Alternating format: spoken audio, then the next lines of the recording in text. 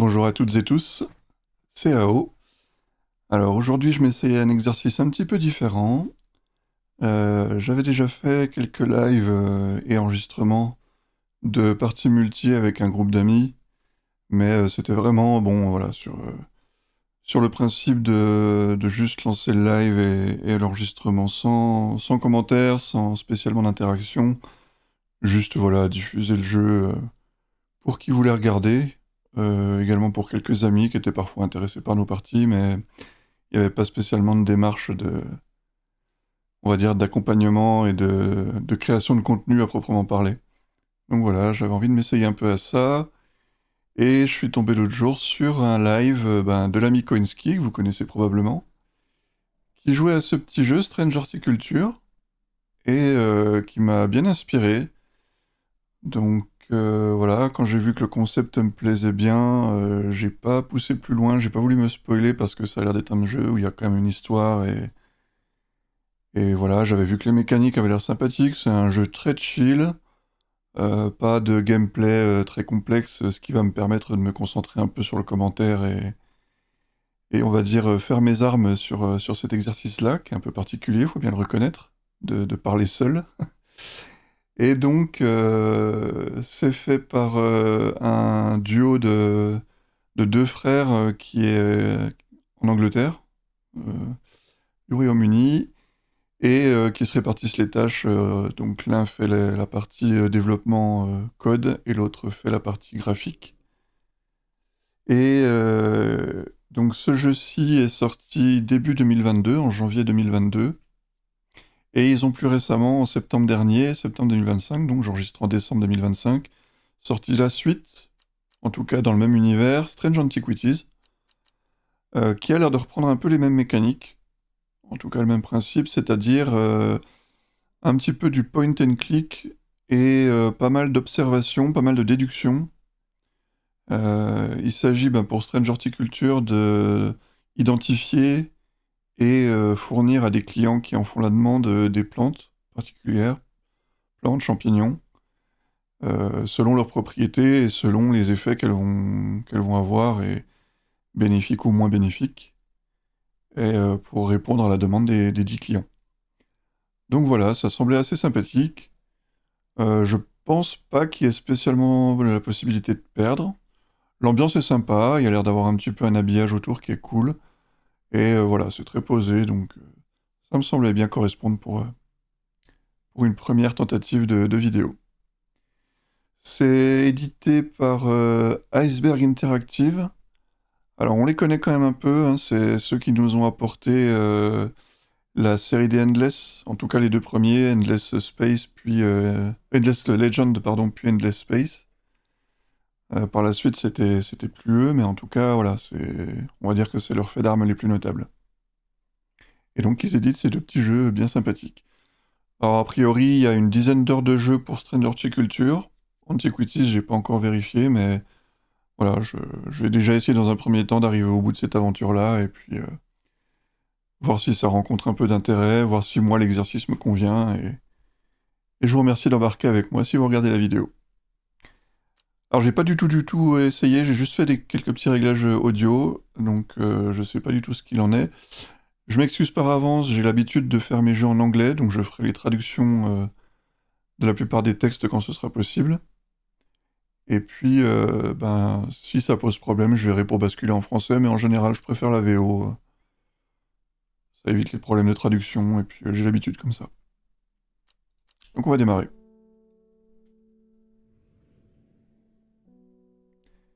Les rues d'Undermeer sont étroites et claustrophobiques. Dans beaucoup d'endroits, les bâtiments penchent aux étages supérieurs, de telle manière que les habitants, les voisins, peuvent se pencher et se serrer la main. Ou, plus probablement, échanger des propos, on va dire, déplaisants.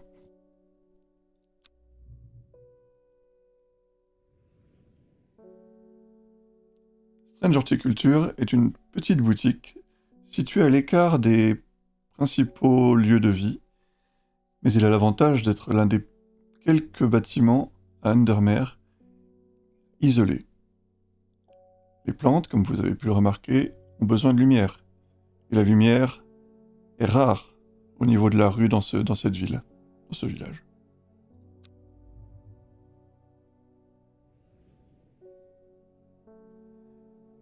Récemment, la boutique m'est revenue après la mort de mon oncle. Il y a beaucoup à apprendre, mais une chose est déjà claire, les plantes rares et inhabituelles qu'il avait gardées en stock ont quand même une utilité après tout.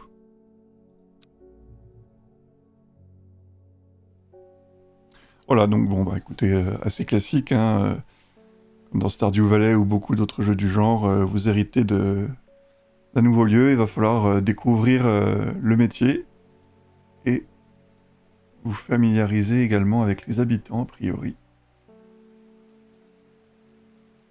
Donc on peut zoomer avec Shift. Ok, très bien. Jour 1, vendredi. Je l'ai trouvé. Ah oui. Un écrit sur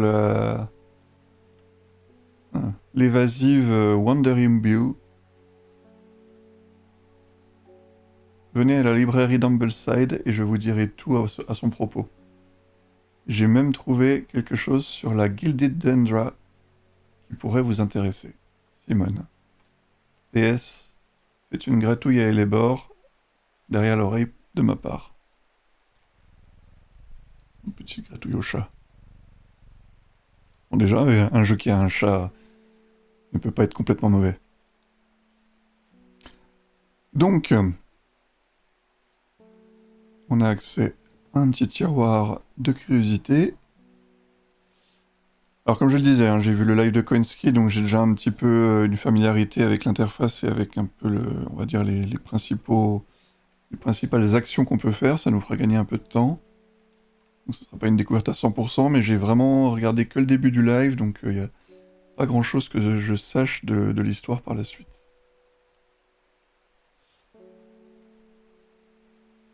Alors, on va garder ça dans un coin. On peut archiver les documents une fois qu'on en a fait usage. On va pouvoir observer les plantes, donc en les amenant au niveau du microscope ici. Pas aussi spongieux que la plupart des champignons. En fait, le dessous est coupant, est en quelque sorte coupant. Des pustules rouges, protubérantes, dépassent du chapeau. Donc là, ça nous permet d'avoir un petit peu une précision qu'on n'a pas forcément au premier visuel. Déjà, ça fait un petit zoom, mais on peut le faire également avec Shift.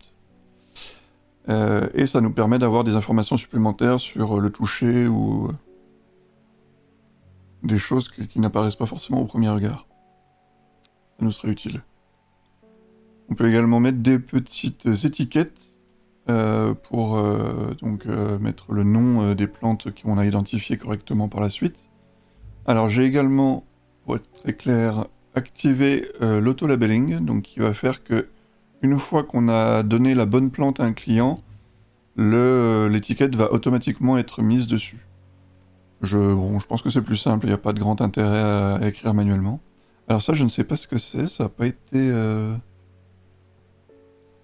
n'avait pas été regardé spécialement là où je m'étais arrêté dans le live de Koinski, donc voilà. On pourra jeter un œil là-dessus. Ça, c'est notre outil principal de travail. C'est un livre donc où il y a une description parfois assez succincte des propriétés et en tout cas de l'apparence et des manières d'identifier les différentes plantes. Une note de l'auteur. Cette encyclopédie peut être utilisée comme référence pour vous aider à identifier les plantes.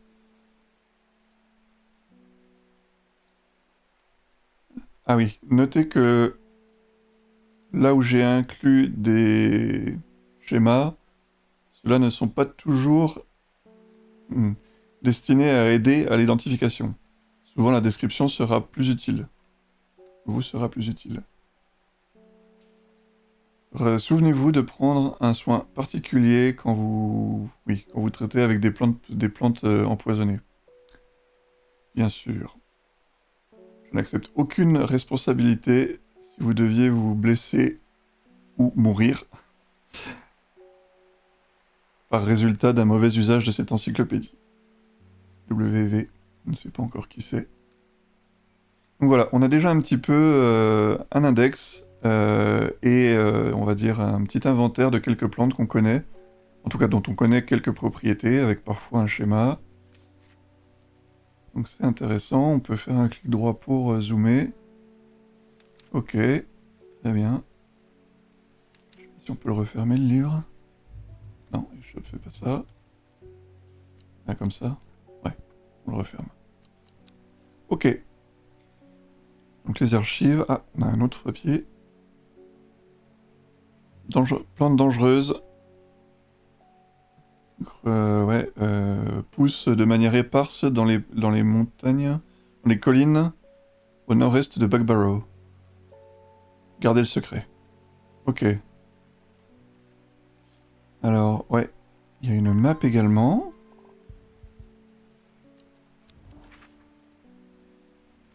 Alors, nord-est de Buckbarrow, c'est ici. Donc, pas plus de précision, donc on sait pas exactement si c'est directement au nord-est ou plus que ça. On peut essayer hein, pour voir. Et ici, ok. Ah, dans les collines au nord-est de Buckbarrow. Alors, ok, donc ça serait... Ok, donc ce serait plutôt ici, a priori. Ah, ça n'a pas pris en compte. Ah oui, il faut passer par le menu d'exploration. Ok, très bien. Bon, ok, va falloir se familiariser encore un peu. Comme j'avais dit, j'ai pas du tout manipulé le jeu jusqu'ici. Ok, donc visiblement il y a une jauge qui détermine quand on peut partir en exploration et qui a l'air d'augmenter avec le temps. Donc ça veut dire que ma prochaine exploration sera dans quelques temps encore. Une petite gratouille au chat et puis on va appeler le premier client. La première cliente de fait, Victoria Gray. J'ai dû passer devant cette boutique des centaines de fois, sans jamais m'arrêter pour regarder. Quel merveilleux endroit pour passer la journée, entouré par les plantes. Je suis venu ici parce que j'ai une requête inhabituelle. La nuit, j'entends des voix chuchotées, trop faibles pour clairement les entendre, venant de l'étage au-dessus de moi. Mais personne ne vit là-haut. Les pièces sont vides. Ma curiosité a eu le meilleur de moi. Je dois trouver ce qu'ils disent. Donc visiblement, ce qu'elle cherche, c'est St. John's Poppy. Donc, on a une description pour ça. Alors, Vibrant, normalement, c'est des couleurs assez éclatantes. Les couleurs vives de ces pétales, des pétales de cette fleur, peuvent être infusées pour créer une boisson qui peut grandement améliorer l'ouïe de la personne qui la consomme. Alors voilà, les fleurs de St. John's Poppy sont d'un rouge flashy et un centre, ouais, ok, un centre jaune. Donc je pense qu'on voit un peu de quoi il s'agit. On sait juste que ça a une odeur douce, pas plus, mais bon, la description physique semble bien correspondre. On va en rester à ça. On va trouver un moyen plus simple de fermer, mais ok, très bien. Hop. Voilà. Donc effectivement, l'étiquette a été mise automatiquement. Et on a gagné une entrée dans le bouquin, une nouvelle entrée dans le bouquin. Le clavilium. Donc on le lira au moment où on en aura besoin, parce que si on lit tout d'avance, de toute façon, on ne sait pas quand on aura besoin des différentes plantes. Voilà, donc la St. John's Poppy a eu une petite coche indiquant qu'on connaît, on a bien clairement identifié laquelle c'était. Donc on le saura par la suite. Ça pourrait aider à restreindre le champ des recherches. Donc ce qu'on pourrait faire tout de suite, c'est aller tester l'hypothèse que les collines de Buckbarrow ont bien une plante, et effectivement, le temps change très vite dans les collines. Ce qui a commencé par une matinée très grise a tourné à un soleil éclatant. Une bonne chose. parce qu'il m'a fallu plusieurs heures pour trouver ce que je venais chercher. Ok. Le temps que j'ai fini, les nuages se présentent de nouveau. Oui.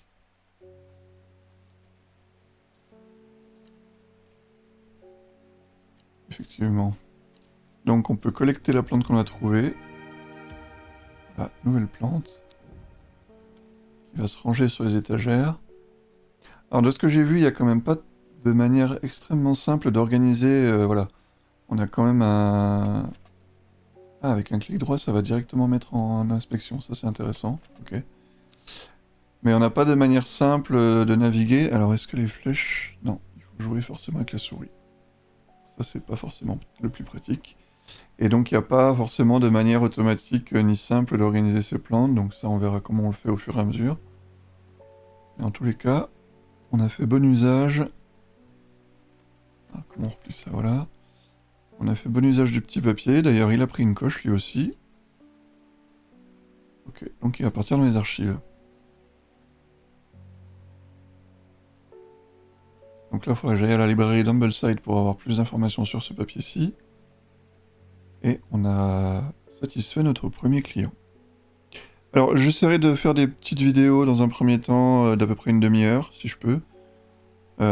Déjà pour voir l'intérêt que ça suscite, et puis moi, comme c'est les premières fois que j'enregistre, me garder un peu de temps de pause, et puis on verra par la suite, peut-être plus longue, mais j'envisagerai selon comme ça évolue. David Schaeffer. Ok, le postier. Bonjour. Sacré temps pourri là aujourd'hui. Mais c'est bon pour les plantes, hein. J'ai une lettre pour vous. Encore de la paperasse.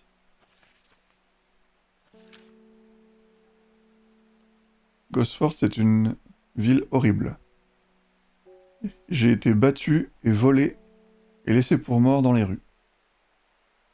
Après plusieurs jours, j'ai été secouru par un étranger sympathique, plein de bonté. Alors que je commençais à craindre que la... Ouais... wickedness. On va dire la méchanceté avait infecté le cœur de toute âme dans cette place, dans ce lieu maudit. J'ai commencé ma récupération, ma convalescence, dans les bois, au sud de la ville, avec un groupe de voyageurs. Au nord-est, au coin nord-est du bois, je me suis assis et j'ai regardé à une fleur jaune. Et des larmes ont coulé sur mon visage, au souvenir qu'il y avait de la beauté. Oui, devant ce souvenir qu'il y avait de la beauté dans ce monde. Je reviendrai à Undermere bientôt. Meilleurs vœux, Amos Duncan. Ok, donc qu'est-ce qu'on apprend là? Que Gosford... Les bois au sud de la ville... Les bois au sud de la ville de Gosford et le coin nord-est. Donc si on essaye de voir ça... Pas le coup, hein. Clic droit. Alors, Gosford. Ici, donc le bois au sud, le coin nord-est. Et on va voir si c'est... Ok. Le bois a un effet apaisant sur mon esprit.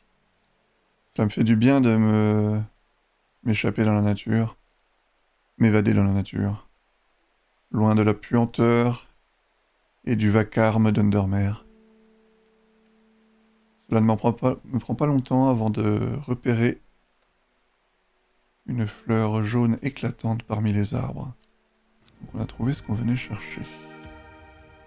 Ok. Parfait. Je sais pas si je pourrais, par exemple, envisager de mettre de côté les plantes déjà identifié. Je sais pas si ça va être utile. Ok, cool. On enrichit notre collection. Alors... Ok, donc lui aussi a pris sa petite coche, alors on le met aux archives. On va essayer de rester un peu organisé. Et appeler le prochain client, Gilbert Ames. Quelque chose agite les sorcières dans la forêt. Elle ne laisse plus personne passer. J'ai dû faire un grand détour par Backbarrow. Je n'ai jamais fait confiance à la sororité. Enfin, je suis ici maintenant. Et j'ai apporté du Fennet du Sud pour vous l'échanger contre des Lemon Dandy. Ça en vaut à peine le coup si vous tenez compte du détour et des kilomètres supplémentaires que j'ai dû faire pour venir ici. Donc nous cherchons à lui fournir un Lemon Dandy. A priori, il nous fournira Fennet from the South en échange. Alors, Lemon Dandy. Quoi a-t-on à faire? Ces feuilles enroulées sont supposément à l'origine du nom de cette plante, faisant supposément référence à une écorce de citron. Ok. Parmi plusieurs usages médicinaux, la fleur de Lemon Dandy est principalement associée avec le soin de maladies de cœur. Ok. Alors, on a une petite image. Qu'est-ce qu'on a?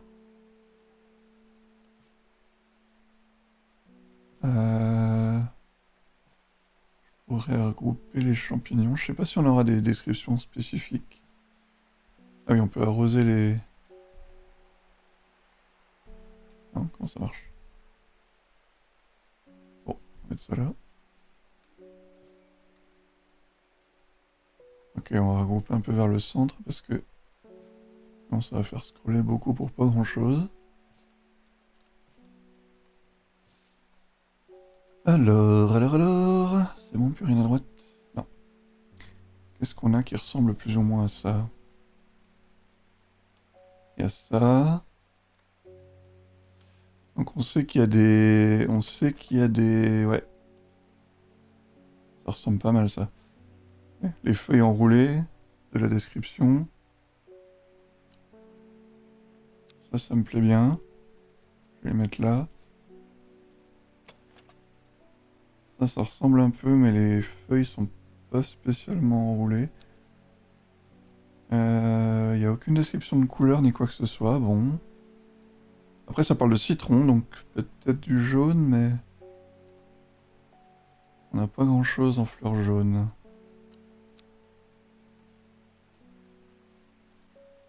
Écoutez, celle-ci me plaît pas mal, et puis au pire, on verra ce qui se passe si on met pas la bonne. Ok, non, c'était bien ça. Et donc, théoriquement, il a dû nous filer... La flûte j'ai pas retenu. Alors, attendez. Résine Dread, je sais pas ce que ça fait. J'ai une peur grandissante au fond de moi. Je ne peux pas lui laisser prendre la main. Ok. Est-ce que je peux revoir les choses qui ont été dites par les gens?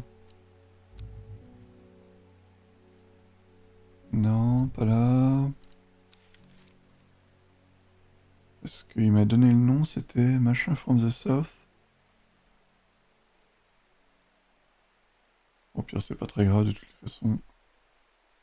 On aura sûrement la description par la suite. Et j'ai même pas fait attention où elle est allée se mettre, donc comme ça, on n'est pas plus avancé.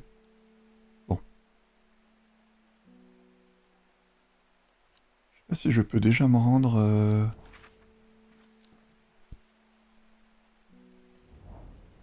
quelle est la... Ah, mince. C'est ce que je voulais faire. Librairie Humbleside. Ah. Je me trompe à chaque fois. Humbleside. Humbleside, c'est là. Ok, il n'y a pas spécialement de bibliothèque qui est indiquée. Bon. Très bien, très bien. On va rester là pour le moment. On va laisser remonter la jauge et puis appeler un client. Une cliente, Faye Swift. Mes rêves deviennent de plus en plus vivaces. J'ai vu une femme, le visage caché derrière un masque. Et à côté d'elle, une créature squelettique, terrifiante et noire. Elle se tenait debout, sa tête balayant le paysage. Et bien que qu'elle n'ait pas de visage discernable, je pouvais sentir comme une expression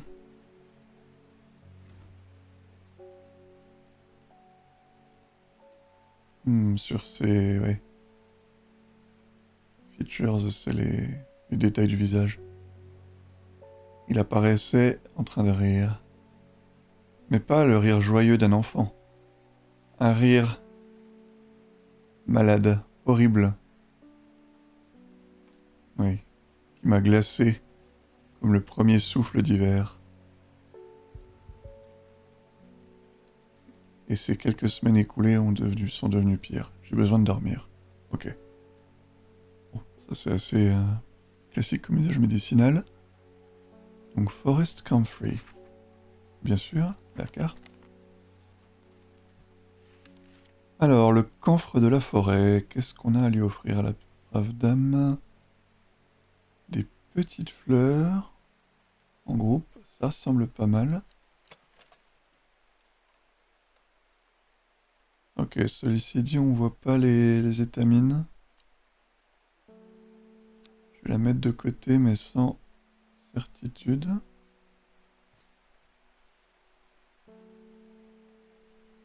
Pourrait être ça.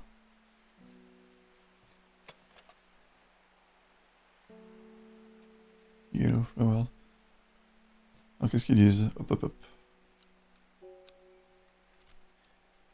Alors, le bulbe très odorant de cette plante a un effet soporifique puissant, bon, c'est ce qu'on cherche, en faisant un ingrédient commun dans les somnifères. Alors, le camphre produit un très bel ensemble arrondi, très beau groupe arrondi, d'un bleu profond, fait de fleurs plus petites.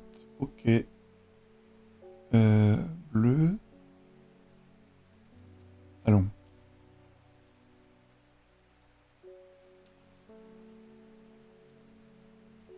Qu'est-ce qu'on a? Ça peut être ça? Non, pas du tout. Dark blue. Bleu profond. Ah oui, c'est ça. Un amas de petites fleurs bleues. Ok. Bah, très bien.